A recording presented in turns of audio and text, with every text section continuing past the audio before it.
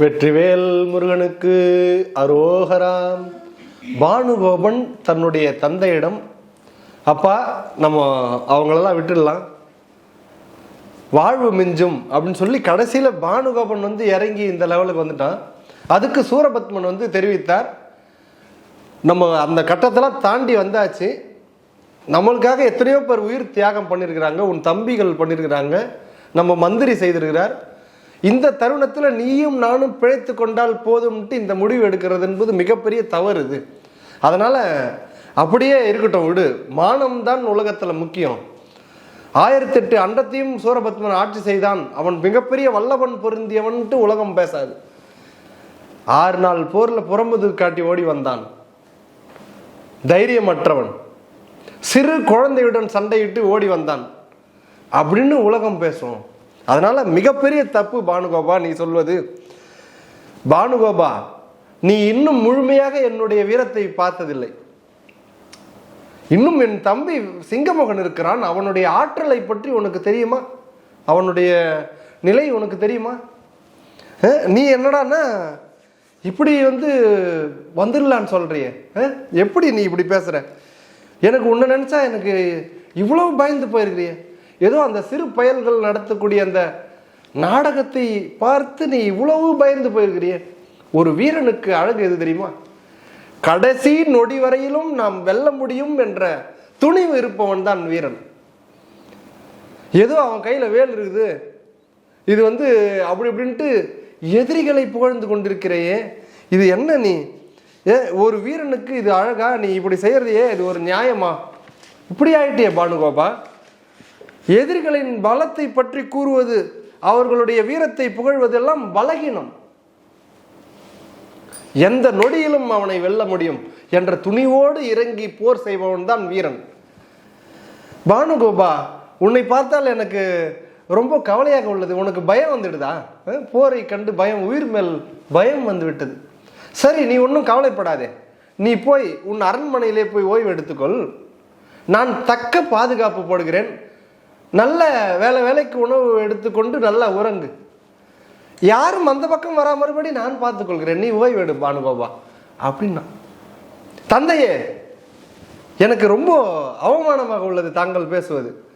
தந்தையை, நான் கூறுவதுடைய நோக்கம் என்னன்னா, உங்களை எப்பயும் நான் இதே நிலையிலேயே பார்க்கணும்பா.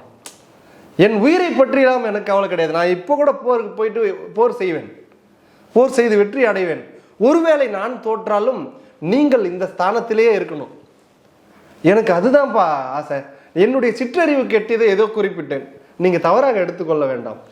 இன்றைய நாள் போருக்கு நானே புறப்படுகிறேன், எனக்கு ஆசை கூறுங்கள் அப்படின்னா. உடனே சூரபத்மன் சொன்னார், சரி மகனே, நீ போய் வா, தைரியமாக செல், பயந்து விடாதே, இன்றைய போரிலே நீயே வெற்றி அடைவாய், வெற்றி நம்மதே அப்படின்னு சொல்லி சூரபத்மன் ஆசீர்வாதம் பண்ணான்.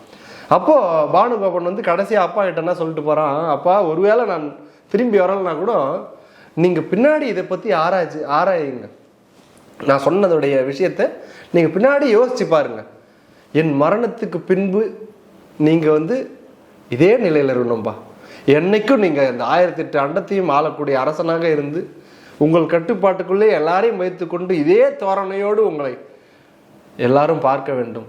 அதனால் நான் கூறினேன், அப்பா எனக்கு ஆசி கூறுங்கள் சொன்னா சூரபத்மன் ஆசி வழங்கி அவனை போருக்கு அனுப்புகிறார்.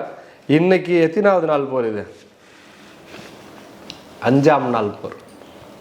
ரா பகலா நடக்குது, இன்னும் தூங்கல வீரபாகலாம். 3ஆம் நாள் போர் ஆரம்பிச்சது. அன்று இரவு அவங்களுடைய ஏரியாவுக்கு போனாங்க, போய் அக்னிமுகனை வென்றார்கள். அதுக்கப்புறம் ஒவ்வொரு ஆளா முடிச்சு 3000 பேர் வந்தார்கள். அக்னிமுகன் மாண்டான், சூரபத்மனுடைய அமைச்சன் மாண்டான், இப்படி எல்லாரையும் இறக்கடித்து இப்போ 5ஆவது நாள் பொழுது காலை பலபலன் விடியுது. பானுகோபன் சூரபத்மன் பானுகோபனை அனுப்புகிறான். 4ஆம் நாள் இரவு போரிலே சூரபத்மனுடைய அமைச்சன் தர்மகோபன் இறந்து, தர்மகோபன் இறப்புக்கு பின்னாடி அப்பாவும் மகனும் சேர்ந்து பேசினார்கள். பேசிக்கொள்ளும் போது தான் பானுகோபன் அப்பா கிட்ட எடுத்து வரைக்கிறான், அவனை வெல்வது கடினம் அப்பா, நான் பார்த்துட்டேன், அவனுடைய வீரத்தை பார்த்துட்டேன். முருகன் வந்து சாதாரணமானவன் இல்லை. கடைசி அஸ்திரம் மாயை படக்களத்தை கூட பயன்படுத்திட்டேன். ஆயா கொடுத்த வல்லபத்தையும் அவனால் முறியடிக்க முடியுதுன்னா அவன் முன்னாடி நிற்பது கஷ்டம். அதனால நம்ம சிறை விடுத்துடலாம் அப்படின்னு குறிப்பிட்டான். அந்த சிறையை எக்காரணம் கொண்டு நான் விடுக்க மாட்டேன், என் உயிர் போனாலும் போகட்டுமே தவிர சிறை விடுக்க மாட்டேன்னு சூரன் வந்து சொல்றான். ரொம்ப பிடிக்கும். அவனுடைய அத்தனை பசங்கள்ல 3000 பசங்க இருக்கிறாங்க சூரனுக்கு. அது இல்லாத வஜ்ரபாகு, அக்னிமுகன், இத்தனை பசங்கள் இருந்த போதிலும் பானுகோபன் மேல் எல்லையில்லாத அன்பு. அவன் அதனால வந்து இவ்வளோ விஷயத்தை எடுத்து சொன்னான் அப்பா கிட்ட. பானுகோபனே இந்த லெவலுக்கு இறங்கி வரதே பெரிய விஷயம். அவனே இறங்கி வர மாட்டான். ஆனால் அவன் வந்து நம்ம வாழ்வு மிஞ்சணுன்றதுனால தெரிவித்தான். அதுக்கும் அவங்க அப்பா செவி சாய்க்கலை சூரபத்மன். அவன் யாரையும் விடுறதா இல்லை, எல்லாரையும் கொண்டு போகிறதே அவனுடைய குறிக்கோளாக இருந்து இப்போ கடைசியில் இப்போ 5ஆம் நாள் போருக்கு இப்போ பானுகோபன் மிகுத்த படைக்கலங்களை எடுத்துக்கொண்டு ஆவேசமாக தன்னுடைய ரதத்தில் ஏறிக்கொண்டு பல படை வீரர்களோடு போருக்கு வருகிறான். வீரபாகு பார்க்குறாரு யார் வருகிறாங்க. அவர் 3ஆவது நாள் நைட்லேருந்து காத்துங்கிறார். பானுகோபன் கண்ணிலே மாட்டல, இவனுங்க அனுப்பவே இல்லை. இப்போ 5ஆவது நாள் வெறித்தனமாக காத்து கொண்டிருக்கிறார். எதிரில் பானுகோபன் வர்றதை பார்த்தார். வீரபாகுக்கு துணிச்சல் அப்படியே தாங்க முடியல. வராரு, எடுத்துட்டு வாங்கடா தேர் என்று. முதல்ல இந்த காலாட்படை கூட வேணும், நானே முதல்ல போறேன்னு சொல்லிட்டு வீரபாகு தேர் வேகமா வந்து நிக்குது. பானுகோபனும் எதிரில் வந்து நின்னான். பானுகோபனும் அதே மாதிரி இங்க கீழே இருக்கிறவங்க எல்லாம் போர், பயங்கரமான போர், அவுணர்களை மாறி மாறி இவங்களுக்குள்ள சண்டைகள். பானுகோபன் வந்து சொல்றான், வீரபாகு இன்றைய போரிலே நம் இருவரிலே யாரேனும் ஒருவர் தான் திரும்ப வேண்டும். ஒன்னு நீ இல்லை நான், முடிஞ்சால் என்னை கொண்டு போற்று, இல்லை என்றால் நான் உயிரை குடித்து விடுவேன் அப்படின்றான். நீ உயிரை குடிக்கிறாயா நான் உயிரை குடிக்கிறேனான்னு பாரு. 2ஆம் நாள் எப்படி சென்றாய்? 3ஆம் நாள் போரிலே வெற்றி வெற்றி என்று முழக்கமிட்டு கொண்டா செல்றாய்? எது வெற்றி? எங்களை ஏமாற்றிக் கொள்ள பெறுவதா வெற்றி? தைரியத்தோடு என்னுடன் போர் செய்ய பார்ப்போம், அதுதானடா வெற்றி அப்படின்னு சொல்லிட்டு வீரபாகு அதே மாதிரி அஸ்திரங்கள் மாறி மாறி இந்த நீர் அஸ்திரம் வருது, வாயு அஸ்திரம் இதெல்லாம் போட்டாங்க. அதுக்கப்புறம் அதே மாதிரியே பிரம்மாஸ்திரம், தேவ படைக்கலங்களும் வந்தது. தேவ படைக்கலம் முடிஞ்சு தெய்வ படைக்கலங்களுக்கு வந்தாங்க. அப்பயும் அதான் இவங்க 2 பேருக்கும் தெரிஞ்சிச்சு. இவனுக்கு பானுகோபனுக்கு ஏற்கனவே தெரியும், எது போட்டாலும் அவன் எதுவும் பண்ண போறதில்ல, அவன் எல்லாத்துக்கும் மாற்ற ரசிக்கிறான். நம்மகிட்ட இருக்கக்கூடிய பசுபதாஸ்திரம் அமிச்சாலும் அதுக்கு இணையா அனுப்புவான். நம்ம பசுபதாஸ்திரம் எதுக்கு அனுப்பணும்? அவனும் மறுபடியும் டேலி பண்ணி உலகம்தான் இதுவாகும், இவங்கிட்ட இது சரிப்படாது, இவனை மாயை வழியில தான் மறுபடியும் இவனை செயல்படுத்த முடியும்னு சொல்லி தேரோடு அருவ நிலையில மறைஞ்சான். கொண்டு வந்த தேரோடு அருவ நிலையிலே அப்படியே மறைந்தான். மறைந்து அம்புகளை வீரபாகு மேலே மழை மாதிரி அடிக்கிறான். அம்பு வருது, எங்க இருந்து வருதுன்னு தெரியல, எங்க இருக்கிறான்னு தெரியல, பிளாங்கா இருக்கு, மேல மேல ஒண்ணுமே தெரியல எங்க இருந்து வருதுன்னு சொல்லி. அவன் அந்தரத்தில் நின்று கொண்டு அடித்து கொண்டிருக்கிறான்னு தெரியல இவருக்கு. ஏன்னா மாயை ரூபத்தில் அருவ நிலையில மேலே நின்று கொண்டு அம்புகளை அடித்து கொண்டிருக்கிறான். கிட்டத்தட்ட வீரபாகுடைய மாறிலே கிட்டத்தட்ட 1000 அம்புகளுக்கு மேலே வந்து பாய்ந்தது. பாய்ந்து குருதி வழிகிறது. பக்கத்தில் இருந்த தம்பியர்மார்கள்லாம் ஓடி வந்தாங்க. அண்ணா நீங்கள் ஓய்விடுங்கள், நாங்கள் சென்று போரிடுகிறோம், அவன் சூழ்ச்சி செய்து உங்களை வெல்ல பார்க்கிறான், நாங்கள் போரிடுகிறோம். தம்பி தம்பி கொஞ்ச நேரம் இருங்க, கொஞ்ச நேரம் இருங்க, என்னால் முடிகிற வரையில் நான் போராடுறேன், முடியாவிடில் நீங்கள் செய்யுங்க. இவனுக்கு பானுகோபனை நான் விடுவதாக இல்லை, நீங்கள் இருங்க, நான் என்னால் முடியும், இன்னும் கொஞ்சம் நான் போராடுகிறேன் அப்படின்னு சொல்லி இவங்களை தம்பிகளை அனுப்பினார். அனுப்பிட்டு என்னென்ன தேடுறாரு, எங்கே ஆள் இருந்தான்னா அடிச்சிடலாம், அவன் எங்கேருந்து அம்புகளை செலுத்துறான்னு தெரியல, அடின்னு அடிக்கிறான். அது பாட்டுக்கிட்டு வீரபாகு தேரே முறிஞ்சு கீழே விழுறாரு. என்ன பண்ணுறதுன்னு இவருக்கு ஒன்றும் புரியல. அம்பு எடுத்தா அது வில் அம்பையும் முடியடிச்சாங்க. கிரீடம் வீரபாகுக்கு பறக்குது. இவனை எப்படி இது பண்ணுறதுன்னு தெரியல. அப்போ வீரபாகு வந்து கண்ணை மூடி தியானித்தார் ஒரு நிமிஷம். ஓஹோ, இவன் வந்து மாயை படைக்கலத்தினால் இதை அருவ நிலையிலிருந்து அடிக்கிறான். மாயையை ஞானத்தால் வெல்லலாம். அப்போ ஞான படைக்கலத்தை கண்ணு மூடி தியானித்தால் ஞான படைக்கலம் வந்தது. அதை எடுத்து ஒரு அடி அடித்தார். தேரோடு பானுகோபன் மேலே நிற்கிறது தெரிஞ்சுது. மேலே இருந்து அம்பு விட்டு இருந்தான். இவர் என்ன பண்ணார், மறுபடியும் அம்பு எடுத்து அடித்தார்.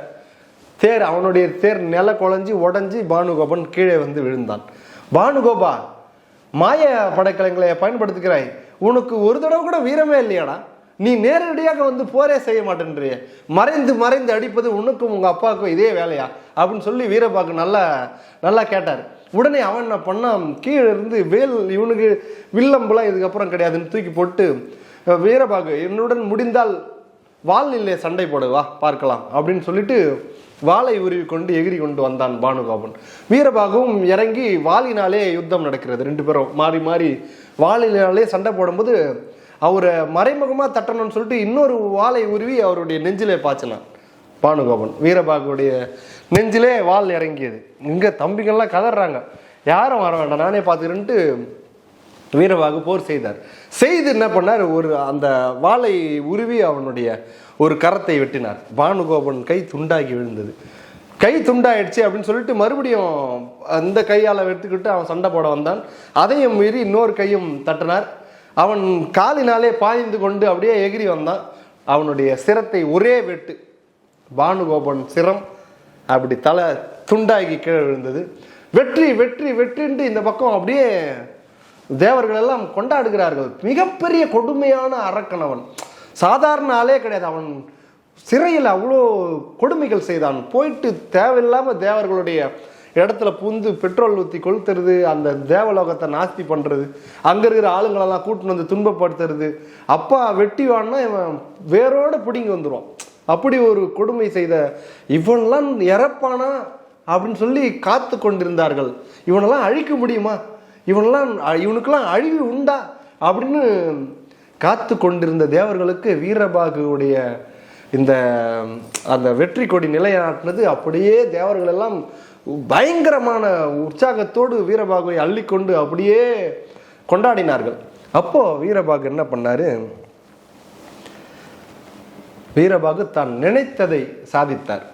அவர் 3வது நாள் போர் அன்னைக்கு அந்த இரவு அந்த வில் நாணினை ஒழிக்கும் போது என்ன சொன்னார், பானுகோபனை அழிக்காமல் நான் முருகனையே பார்க்க போக மாட்டேன்னு சொன்னார். முருகர் திருவடியை நான் பார்க்க போக மாட்டேன் அப்படின்னாரு. இன்னைக்கு 3வது நாள் இரவு எடுத்த சபதம் 5வது நாள் காலையில தான் பானுகோபனை வெற்றி வீழ்த்தினார். அப்பொழுது நேராக ஓடுறார். எங்க போவார், முருகனை காண. அப்படியே ஓடுகிறார் முருகரை பார்ப்பதற்கு. முருகா அப்படின்னு சொல்லி முருகப்பெருமான் முன்பு ஓடி விழுகிறார். அப்பா உன்னை காணாமல் போனேன் 3 நாள் அப்படின்னு சொல்லி முருகன் முன்பு சேர்கிறார்.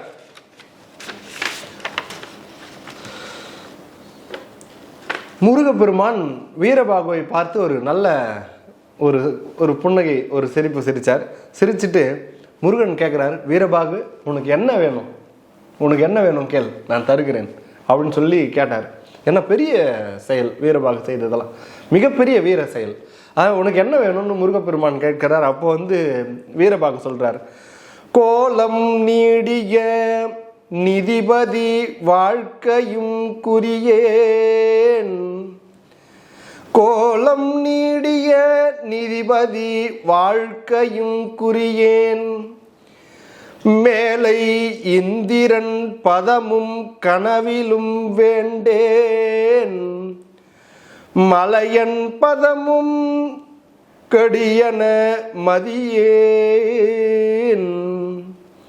என்ன சொல்றாரு, கோலம் நீடிய நிதிபதி வாழ்க்கையும் குறியேன், மிகப்பெரிய செல்வந்தனாக வாழ்வு, அது எனக்கு தேவையில்லை முருகா, தேவையில்லை. மேலை இந்திரன் பதமும் கனவிலும் வேண்டேன், வானவர்கள் போல் வாழ்வு, இந்திரன் போல பதவி என் கனவுல கூட நான் வேண்டலை, எனக்கு அது தேவையே கிடையாது முருகா. இவர் என்ன வேணும்னு கேட்டதுக்கு சொல்றார், எனக்கு மிகப்பெரிய புகழ் செல்வம் எதுவும் வேணும், வானவர்கள் போல் அந்த ஆட்சியில உட்கார்ந்து கொண்டு அந்த கம்பீரமான அந்த வாழ்க்கை கனவுல கூட நான் நினைக்கல, அது எனக்கு தேவையே கிடையாது. மேலும் வைகுந்தம் சத்தியலோகம் போன்ற அந்த இடத்துல ஒரு வாழ்வு வாழ்வார்கள் இல்லையா, அந்த வாழ்வு கூட எனக்கு வேணாம். நின் பதத்தில் அன்பு ஒன்றே வேண்டுவன் யானே, நின் திருவடி பதத்தில், நின் திருவடி நின் பதத்தில் அன்பு ஒன்றே வேண்டுவன் யானே, கோலம் நீடிய நிதிபதி வாழ்க்கையும் குறியேன், மேலை இந்திரன் பதமும் கனவிலும் வேண்டேன், மலையன் பதமும் கௌடியன மதியேன், நின் பதத்தில் அன்பு ஒன்றே வேண்டுவன் யானே அப்படின்னு தெரிவிக்கிறார். முருகா உன் பதத்தோடு அன்பு. இறைவனை வணங்கும் போது நம் அன்பு கேட்கணும், சத்தியம் அது. ஏன்னா அருள் கொடுன்னு நம்ம கேட்கக்கூடாது. சாமி எனக்கு உன் அருளை கொடுன்னு கேட்கக்கூடாது. நம்ம கிட்ட எவ்வளோ அன்பு செலுத்துறோமோ அதற்கு இணையான அருள் கிடைக்கும். சாமி அருள் தருவார், நம்ம அவருக்கு அன்பு தரணும். குழந்தையும் தெய்வமும் கொண்டாடுகின்ற இடத்திலேன்னு சொல்லுவாங்க பெரியவங்க. அதுபோல தெய்வத்திடம் நாம் அன்பு செலுத்தணும். சிவபெருமானுடைய திருவடிக்கோ முருகப்பெருமானுடைய திருவடிக்கோ நம்மளுக்கு பிடித்த தெய்வத்துடைய திருவடி மீது அன்பு செலுத்தினால் அந்த அன்பின் அளவுக்கேற்ற மாதிரி அவர்கிட்ட இருந்து அருளானது நமக்கு கிடைக்கும். அதுபோல உன்னுடைய திருவடிக்கு அன்பு கிடைக்கணும். நான் எந்த நேரம் உன் திருவடியை வணங்கி கொண்டிருக்கணும் அப்படின்னு சொல்லி நம்மளுடைய வீரபாகுத்தேவர் சொல்கிறார். நினைவு இருந்த போதும் நினைவு இல்லாத போதும் கனவிலும் நனவிலும் தத்துவத்தோடு சேர்ந்து இருந்த போதும் தத்துவம் சேராது இல்லாத போதும் நின் கழற்கு அன்பு மட்டுமே வேண்டும் என்றார். தேவரீர் அருள வேண்டும் என்றார். முருகப்பெருமானே எனக்கு இது அருள். கனவுல ஒன்றை நான் மறக்கக்கூடாது, நினைவில் ஒன்று நான் மறக்கக்கூடாது. நினைவில் மறக்காமல் இருக்கலாம், கனவுல எப்படி அது நம்ம கையில் இருக்கா அப்படின்னா, சிந்தனையை ஒரு நாள் முழுக்க இருக்கக்கூடிய நம்மளுடைய சிந்தனையை அதிகப்படியான எந்த எண்ணம் நம்ம கிட்ட இருக்குதோ அது கனவுல சத்தியமாக வரும்ன்றாங்க. செல்வத்து மேல ஒருத்தருக்கு அன்பு இருக்குதுன்னு வச்சுங்களேன், பணம் பணம் பணம் இது எப்படி சம்பாதிக்கிறது, எப்படி இது பண்றது, எப்படி இருக்குது, எப்படி அந்த சிந்தனையிலேயே அவர் நினைத்து அவர் தூங்குகிறாருன்னா அவருடைய கனவுல பணமா கொட்டும். எப்படி அதை யுக்திகள்லாம் தோணும். இது அவருடைய விளைவு. அதுவே ஒரு இது போல ஒவ்வொரு ஆசையும் எது கூட நீ 24 மணி நேரத்தில் நீ எது கூட ரொம்ப நேரம் டிராவல் உன் மைண்டு செட் ஆகி இருக்கிறதோ, ஒருவேளை இறைவன் மேலே உங்கள் மனசு செட் ஆகிருந்தால் கண்டிப்பாக இறைவன் கனவுலே வருவார். அப்போ கனவிலும் அந்த தொடர்பு இருக்கும். நனவுல கொண்டு வந்த தொடர்பு கனவிலும் இருக்கு. அதுதான் சொல்றார். நினைவு இருந்த போதும் நினைவு இல்லாத போதும் கனவிலும் நனவிலும். நாவுக்கரசர் சொல்வார், நற்றவா உனை நான் மறக்கினும் சொல்லும் நாம் நமசிவாயன்வார். இந்த நாக்குக்கு பிராக்டிஸ் கொடுத்துருவார். நமச்சிவாய நமச்சிவாய நமச்சிவாய நமச்சிவாய நமச்சிவாய நமச்சிவாய நமச்சிவாய நமச்சிவாய நமச்சிவாய நமச்சிவாய நமச்சிவாய சொல்லி சொல்லி சொல்லி சொல்லி இந்த நாக்குக்கு ஒரு பிராக்டிஸ் கொடுத்துட்டோன்னு வச்சிங்களேன். இப்போ நான் மறந்து இப்போ ஏதோ ஒரு யோசனை இருக்கிறேன்னா நாக்கு ஆட்டோமேட்டிக்காக சொல்லுமா அதே நமச்சிவாயன்ட்டு நாக்கு ஆட்டோமேட்டிக்காக அதை அடி எடுத்து கொடுக்குமா. இதை நாவுக்கரசர் பதிவு சொல்கிறார். நற்றவா உனை நான் மறைக்கணும் சொல்லும் நான் நமச்சிவாயன்றார். அப்போ இது எல்லாம் சான்று இருக்குது பாருங்க. நம்ம திருமுறைகளும் குறிப்பிடுகிறது இதே தான். அதாவது நம்ம அந்த நினைவு தான். அந்த நினைவு இருந்த போதும் நினைவு இல்லாத போதும் கனவிலும் நனவிலும் தத்துவத்தோடு சேர்ந்திருந்த போதும். தத்துவம்னா அன்னைக்கு நம்ம குறிப்பிட்டோம்ல 36 தத்துவங்களோடு நம்மளுடைய விழிப்பு நிலையில, இப்போ ஆன்மா விழித்த நிலையில தத்துவங்களோடு இருக்கிறது. இந்த நேரத்திலும் உன்னுடைய நினைவு வேணும். தத்துவம் இல்லாமல் அது அடங்கி ஒடுங்கி கனவுல மயக்க நிலையிலே அது உள்ள வந்து செட் ஆகும் போது அந்த நேரத்திலேயும் உன்னுடைய திருவடியை நான் மறக்கக்கூடாதுன்றார். தத்துவத்தோடு சேர்ந்து இருந்த போதும் சேர்ந்து இல்லாத போதும் நின் கழற்கு அன்பு மட்டுமே வேண்டும் என்றார். தேவரீர் அருளிட வேண்டும் என்றார். இதை தான் கேட்டார் வீரபாகு. இதுவே ஒருத்தர் வந்து இந்த செயலை செய்துட்டு உனக்கு என்ன வேணும்னு சாமி கேட்டார்னா, நம்மளை சாமி கேட்காத போதே லிஸ்ட் எடுத்து போகிறோம். முருகா எனக்கு இதை செய்து, அதுவும் அந்த கோவிலில் இப்படி தீபார்த்தனை பண்ணி இப்படி ஏற்றி இறக்கிறதுக்குள்ள என்னுடைய 32 கஷ்டத்தையும் ஒரே நேரத்தில் சொல்லிடணும். ஏன்னா தீபார்த்தனை பண்ணும்போது தான் சாமிக்கு தெரியும்னு நினச்சி நம்ம வந்து நினைக்கிறாங்க. அந்த சாமிக்கு ஆரத்தி பண்ணி இறக்கிறதுக்குள்ள எனக்கு கல்யாணம் ஆகணும், எனக்கு வீடு கட்டணும், எனக்கு வேலை நல்லது, இது அது அது அடிச்சு ஒரு லிஸ்ட்டை பார்த்து சாமி மிரளுவார். இங்க முருகர் உனக்கு என்ன வேணும்னு கேட்கிறாரு. சாமிய பா உனக்கு என்ன வேணும்னு கேட்கிறாரு. இவர் என்ன சொல்றாரு, உன் கழற்கு அன்பு ஒன்றே போதும், வேற எதுவும் வேணான்னார். அந்த ஒரு அன்பு கிடைச்சாலே எல்லாமே கிடைச்சிருமே. டார்கெட்டா தானே. அது போல நம்ம வழிபாடை இந்த மாதிரி பக்குவ நிலையிலே மாற்றணும். யூஸ் இல்லாத போயிடும். ஒரு செல்வந்தர், மிகப்பெரிய செல்வந்தர் ஒருத்தர் உங்க கண்ணு முன்னாடி வந்துருக்கிறாரு.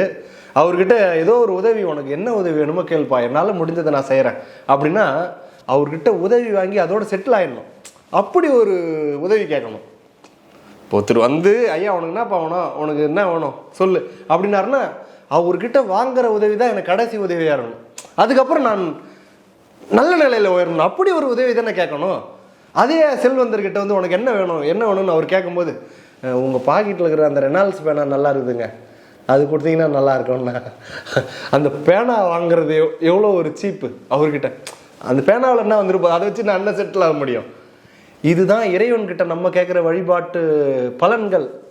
சாமி எல்லாத்தையும் தர ரெடியாக இருக்கிறாரு. இதை கொடு சாமி, இந்த இந்த மாதிரி வீடு கட்டிடணும், இந்த மாதிரி இதை, அதெல்லாம் அவருக்கு இந்த பேனா மாதிரி. இவங்க கேட்குறாங்க பாருங்க, அதோட செட்டில் ஆயிடணும்.